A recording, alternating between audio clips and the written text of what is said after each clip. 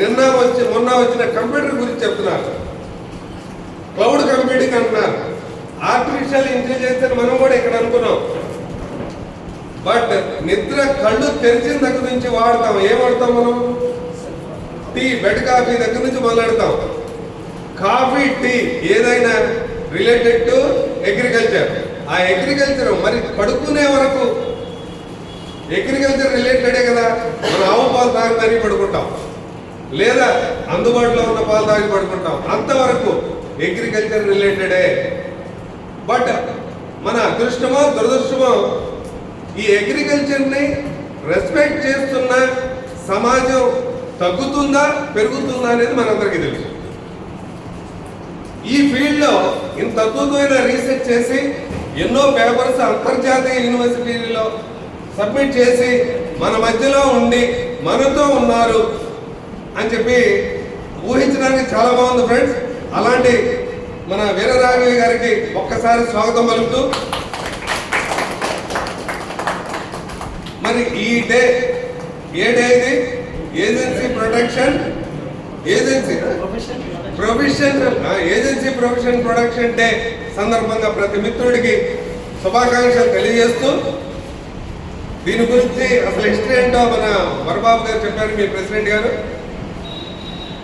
ఇది మొదలెట్టాలి అంటే కుటుంబం దగ్గర నుంచి మొదలెట్టాల్సిందే. ఇవాళ కుటుంబం నుంచి అంతర్జాతీయ వ్యవస్థ వరకు మన ఇంట్లో సరిపెట్టు కాకుండా, మన ఇంట్లో సరిదిద్దుకోకుండా, మనకు డిసిప్లిన్ లేకుండా ఏ ఒక్క విషయం కూడా ముందుకెళ్ళదు, అభివృద్ధి వైపు వెళ్ళదు. ఇది మనందరికీ తెలిసిన విషయమే. ఈ క్రమంలో 1956లో ఏర్పాటైన ఈ ఎల్ఐసి 1945లో ప్రైవేట్ కంపెనీస్ ఉండగానే ఏజెన్సీ ప్రొటెక్షన్ ఈ డే అనేది స్టార్ట్ అయింది 1945లో. 1956లో అంటే 1956లో మరి పెద్దవాళ్ళు మన పొలిటికల్గా కావచ్చు, ఇలాంటి మహానుభావులు వాటి మీద రీసెర్చ్ చేసి ప్రైవేట్ కంపెనీలు ఉన్నంత వరకు సామాన్యుడికి ఈ సర్వీసెస్ అందవు అని తేల్చి నేషనలైజ్ చేశారు. నేషనలైజేషన్కి ముందే ఏర్పడిన ఈ ఏజెన్సీ ప్రొటెక్షన్ అనేది ఆ కాన్సెప్ట్కి మనం సాల్యూట్ చేయలే వద్దా? దేంతో చేద్దాం సాల్యూట్? సాల్యూట్ చేస్తే చప్పుడు ఉండదు, చప్పట్లు కానీ చప్పుడు చేయాలి. ఈ పరిస్థితి ఎంతవరకు తీసుకొచ్చిన మనం పుట్టి కూడా ఉన్నాం. బహుశా 1945 అంటే మనం పుట్టి కూడా ఉన్నాం. ఎంతో మంది ఈ ప్రొఫెషన్లో అభివృద్ధి చెంది వాళ్ళ పిల్లలకి అభివృద్ధి వైపు నడిపించి ఆలోచనతో పెద్దలు కానీ అందరూ కూడా ఒక టెక్నాలజీని అంటే ఒక చేంజ్ని ఆహ్వానించారు. ఇవాళ ఈ చేంజ్ని ఆహ్వానిస్తున్నప్పుడు భిన్నాభిప్రాయాలు ఉండడం అనేది సహజం.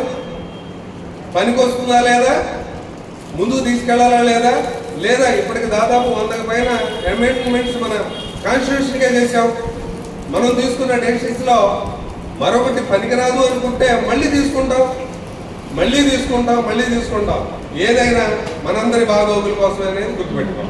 ఇక్కడ మనందరి బాగోగులు